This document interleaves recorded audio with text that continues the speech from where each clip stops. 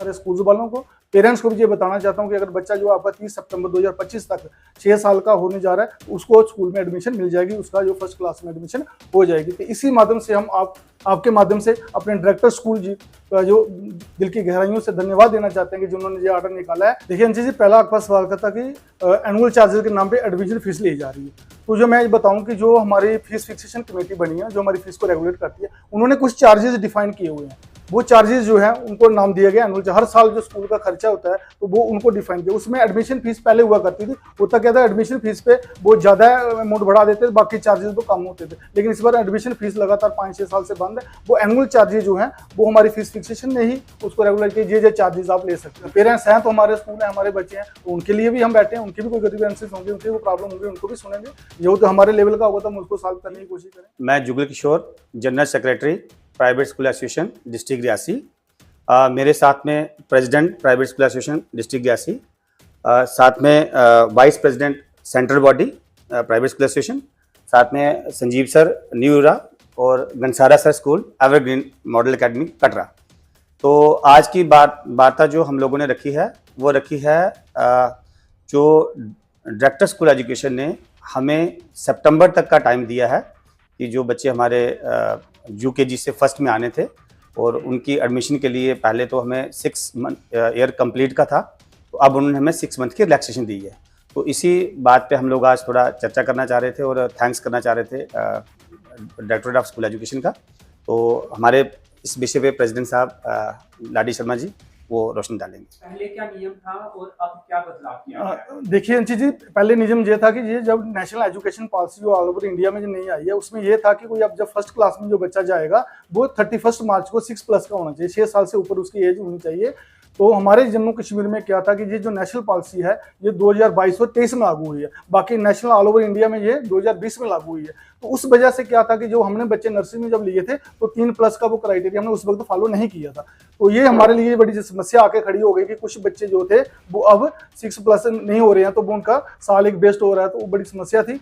पहले 2 साल हमें लगातार हर साल वो गवर्नमेंट हमें रिलैक्सेशन देती रही। इस बार भी हमारे जो प्रेसिडेंट अजय गुप्ता जी, पूरी सेंट्रल बॉडी जो थी वो डायरेक्टर साहब से मिले, तो उन्होंने उनके आगे ये इशू रखा कि सर ऐसे ऐसे जो हमें ये हमारी पॉलिसी जो लेट लागू हुई है तो हमें रिलैक्सेशन मिलनी चाहिए। पहले भी 2 साल गवर्नमेंट ने हमें दी थी, जो पहले डायरेक्टर साहब थे अशोक शर्मा जी थे, उन्होंने भी रिलैक्सेशन दी। तो उन्होंने बड़ी ध्यानपूर्वक हमारी बात सुनी, तो उन्होंने ये अब हमें एक ऑर्डर गवर्नमेंट ने निकाला है कि बच्चे जो 30 सितंबर तक जो 6 साल तक होंगे वो अब उनकी एडमिशन फर्स्ट क्लास में हो सकती है। तो मैं आपके माध्यम से अपने सारे स्कूल वालों को, पेरेंट्स को भी ये बताना चाहता हूँ कि अगर बच्चा जो आपका 30 सितंबर 2025 तक 6 साल का होने जा रहा है, उसको स्कूल में एडमिशन मिल जाएगी, उसका जो फर्स्ट क्लास में एडमिशन हो जाएगी। तो इसी माध्यम से हम आपके माध्यम से अपने डायरेक्टर स्कूल जी का जो दिल की गहराइयों से धन्यवाद देना चाहते हैं कि जिन्होंने ये ऑर्डर निकाला है। स्कूल वालों को भी थोड़ी परेशानी से बाहर निकाला और पेरेंट्स को भी, खासकर बच्चों को जो 6+ नहीं थे उनको ये 6 महीने का टाइम देके उनको भी आगे एडमिशन मिल गई है। तो मैं आप सबके अपनी पूरी डिस्ट्रिक्ट रियासी की तरफ से, अपनी पूरे रियासी टीम की तरफ से डायरेक्टर साहब का दिल की गहराइयों से धन्यवाद देना चाहता हूँ। और हमारे जो प्रेसिडेंट अजय गुप्ता जी, पूरी सेंट्रल बॉडी का, सब उनको भी मैं धन्यवाद देना चाहता हूँ कि जिन्हें ये इशू उनके साथ उठाया और गवर्नमेंट ने हमें रिलैक्सेशन दी है। तो मैं चाहता हूँ कि वो जो हमारे जो प्रेसिडेंट साहब हैं वो छोटे छोटे इशू छोटे स्कूलों के लेकर डायरेक्टर साहब के साथ जाते हैं। वो भी डिस्कशन हुई थी। एक हमारा बड़ा बर्निंग इशू है जो मैनेजमेंट कमेटी का।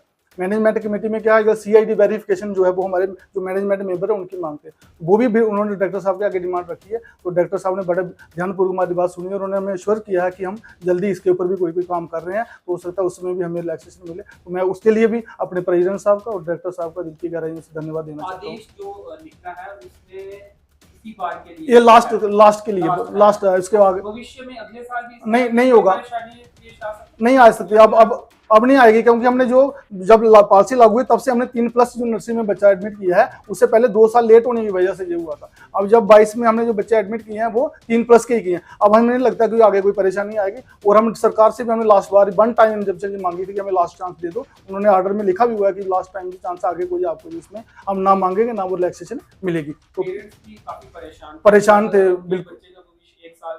नहीं, पेरेंट्स भी परेशान थे, हम भी परेशान थे, बड़ी राहत मिली है। बच्चे परेशान थे, छोटे छोटे बच्चे थे, वो यूकेजी में पढ़ते थे, उनको दोबारा यूकेजी पढ़ने के लिए वो परेशान हो रहे थे, हम उसी क्लास में पढ़ेंगे। तो वो उनके लिए बड़ी, बच्चों के लिए बड़ी रिलैक्सेशन की बात है, पेरेंट्स के लिए भी। 3 साल 3+ का 3 साल उसकी ऐसे उसमें भी relaxation नहीं है? नहीं, उसमें नहीं। अब जो 3 साल से लगातार जो हम 3+ का ही बच्चा ले रहे हैं, तो आने वाले टाइम में ऐसी दिक्कत हमें लगता नहीं कोई आएगी हमारे स्कूल में। इसके अलावा कुछ सवाल हैं प्राइवेट स्कूल्स पर ये आरोप लग रहे हैं कि एडमिशन फीस तो नहीं ले सकते लेकिन एनुअल चार्जेस के नाम पर एडमिशन फीस ली जा रही है कहीं ना कहीं, ऐसे आरोप परिवार वालों के हैं, पेरेंट्स के हैं।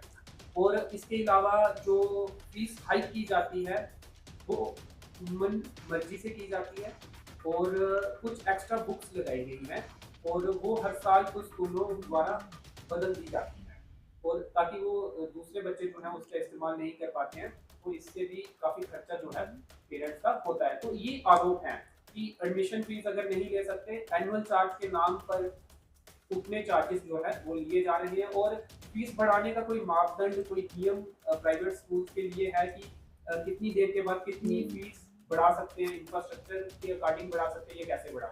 देखिए अंशी जी, पहला आपका सवाल था कि एनुअल चार्जेस के नाम पे एडमिशन फीस ली जा रही है।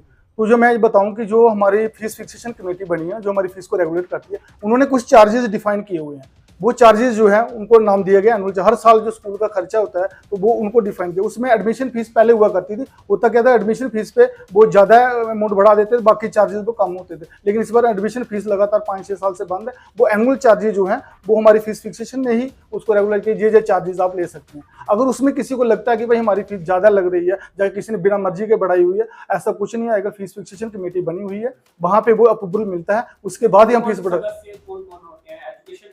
उसमें तो एक तो रिटायर्ड जज जो है हमारे चेयरमैन है, बाकी उसमें सेक्रेटरी साहब हैं, डायरेक्टर साहब हैं, बोर्ड के चेयरमैन हैं, 6 सदस्यों की टीम होती है उसमें। वो हमारी फाइल को चेक करते हैं, उसके बाद वो फीस को अप्रूव करते हैं। पूरी हम डिटेल देते हैं, स्कूल का इंफ्रास्ट्रक्चर देखा जाता है, स्कूल में स्टाफ देखा जाता है, स्कूल का खर्चा देखा जाता है, बड़ी सारी चीजें उसमें इंक्लूड होती है। उसके अकॉर्डिंग फिर हमारी जो एनुअल चार्जेस बढ़ता है। और पेरेंट्स का ऐसा कहना था, जब मैंने उन्हें कहा हमारे पास वो आए तो मैंने कहा कि आप इंटरव्यू दीजिए, तो उनका कहना था कि अगर हम सामने आएंगे तो कहीं ना कहीं हमारे बच्चों को पता नहीं, ऐसा कुछ नहीं होता। ऐसा कुछ अगर किसी को कोई ग्रीवेंसेस है तो वो हमारी फीस फिक्सेशन कमेटी में जाके वो अप्रोच कर सकते हैं और वेबसाइट पे जाके भी स्कूल की फीस चेक कर सकते हैं, वो अप्रोच कर सकते हैं। अगर किसी को कोई इशू है तो ऐसा नहीं है, अगर कोई बात है तो बच्चों के ऊपर टारगेट करना, पेरेंट्स की बात है।